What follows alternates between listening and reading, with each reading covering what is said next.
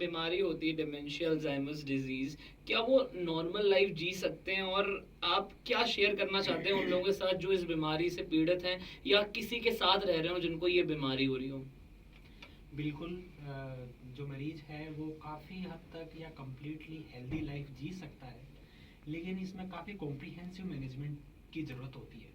जैसे कि जितने भी मेडिकल प्रॉब्लम्स हैं पेशेंट को, चाहे बीपी हो, शुगर हो, थायराइड की बीमारी हो या कोई और मेडिकल प्रॉब्लम हो, उन सब का ट्रीटमेंट रेगुलर रहना ज़रूरी है और उनका मैनेजमेंट प्राइमरी स्टेप है। दूसरा, डिमेंशिया के लिए जो हम दवाई देते हैं वो भी रेगुलर चलनी ज़रूरी है।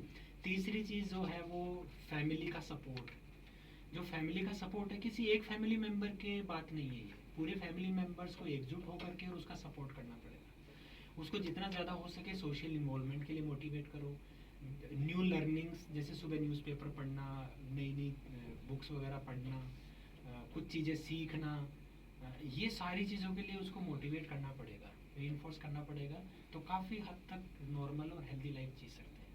क्या बात है सर। एक मैं जो है जानना चाहता था कि जो ये बीमारी है डिमेंशिया, इसके कोई प्रिवेंटिव मेजर्स हैं जो हम अपना सकते हों या जो हमारे साथ पीड़ित हों उनके लिए हम अपना सकते हों?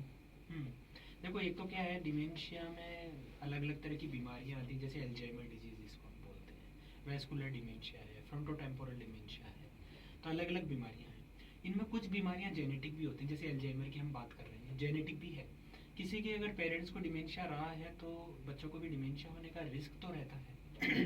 तो इसके लिए हमको प्रिवेंटिव मेजर्स लेने चाहिए। सबसे ज़रूरी चीज़ है न्यू लर्निंग्स। जो सबसे बड़ा रिस्क फैक्टर जो हम समझते हैं, एज है। एज बढ़ेगी तो डिमेंशिया आने का रिस्क बढ़ता है। दूसरा है एजुकेशन। आपकी एजुकेशन पे डिपेंड करता है कि डिमेंशिया का कितना रिस्क कम होगा। जितना ज़्यादा आपकी एजुकेशन, उतना डिमेंशिया का रिस्क कम।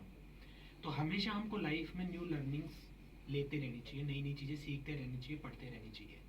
तीसरी चीज़ है सोशल इन्वॉल्वमेंट। जितना ज़्यादा हम सोशल इन्वॉल्वमेंट रखते हैं, उतना ही कम डिमेंशिया का रिस्क होता है। सर मैं एक चीज़ जानना चाहता था, मेरा एक सवाल था पर्सनल कि अगर कोई जो है लोग इस चीज़ को हमेशा मजाक में ले जाते हैं कि क्या है, भूल ही तो रहे हैं, उम्र के साथ जो है याददाश्त जाती जाती है, वो कितना सही है और कितना गलत है? देखो, लोगों में अक्सर क्या सोच है कि dementia is the part of ageing, और या फिर भूलने की बीमारी तो एजिंग का पार्ट है, लेकिन ऐसा नहीं है। Dementia is not the part of ageing.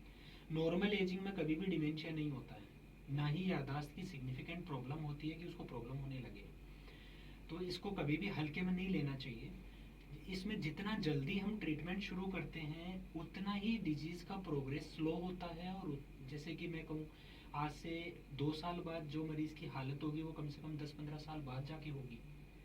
तो जितना जल्दी हम ट्रीटमेंट शुरू करते हैं, उतना ही हमको बेनिफिट मिलता है और इस बीमारी के साथ मरीज उतना ही हेल्दी लाइफ जी सकता है।